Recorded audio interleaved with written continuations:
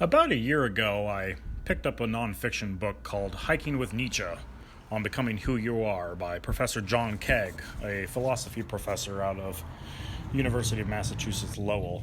Now, the book details the author visiting the southeast side of Switzerland in his late teens, a number of years ago. He's in his late 30s now, and talks about how he basically decided to go and retrace where Nietzsche lived during the summers of 1881 and then 1883 through 1888.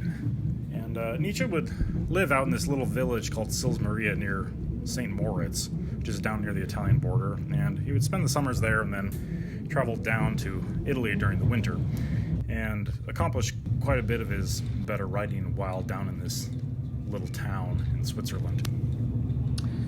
Now, when I read this book, I, obviously was familiar with Friedrich Nietzsche before and have always really liked his work since learning about it. And I decided, after reading the book, that when I had an opportunity to go to Switzerland, I would visit the village and the house that Nietzsche lived at while he was staying in Switzerland. And of course, this is after he was a professor at the University of Basel and he had received a pension.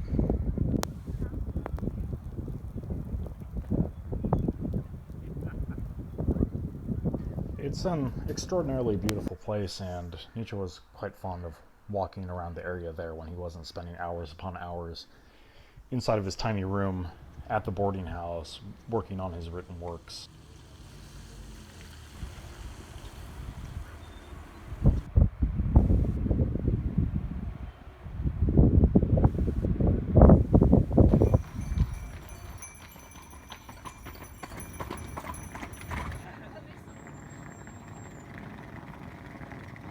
The bottom floor of the house basically functions as a museum with different artistic items and books and photographs related to Nietzsche, including early editions of his books, and has a library for people who come and do research work at the location here. So this is actually the room where Nietzsche spent almost a decade of his summers inside of and writing. It's dedicated now, so it's not open to boarders, but this is the room where he did his work. Walking distance, well, most of the time, perhaps not on a day like this. I think this was maybe the coldest I've ever been in my life.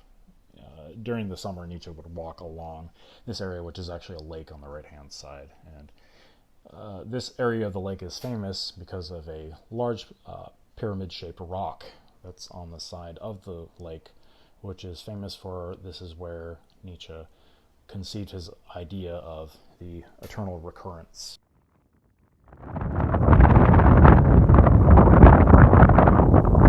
Was unfortunately buried in the snow. That's actually a lake right there, and this is where the idea was created. For those of you who aren't familiar with the eternal recurrence, the idea basically is, what if you were to have someone, say a spirit, come and bother you in the middle of the night and say, the life that you have lived, well, you have to relive that life over and over. Well, how would you feel about that? Would you feel good about the things you've done in your life? Would you not feel good?